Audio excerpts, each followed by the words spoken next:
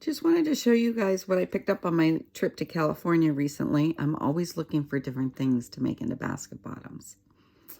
And so I found these little plaques. 'Tis the season. It's got the little truck on it and the tree in the back. You've seen a lot of these around for Christmas. And then I also picked up Chillin with my Gnomies, which I thought was really cute. And then I thought, well, I'll go one step further. I was drilling them all and getting them ready to post. And I thought I would add some color. So I kind of played with that a little bit. I used my ink pens that I use for other projects.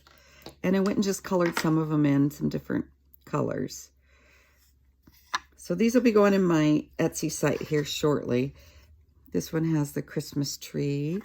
And then these are just plain. So I'll have a couple of the plain and a couple of the embellished.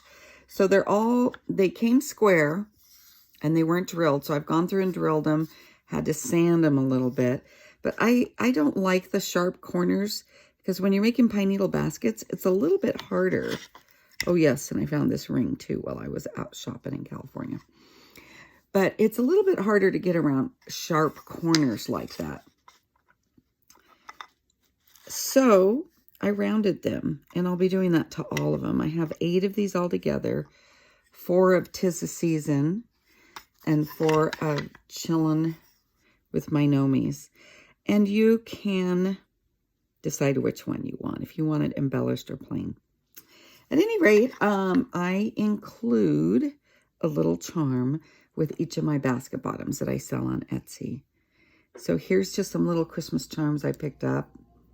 So I'll be including something that I think will go with the center that you buy. I always include a charm, or even sometimes 2. Thanks for watching. I just wanted to show you one of my little finds. I've got a lot more that I'll be working on as time permits. I hope you enjoyed this video. Thanks for watching.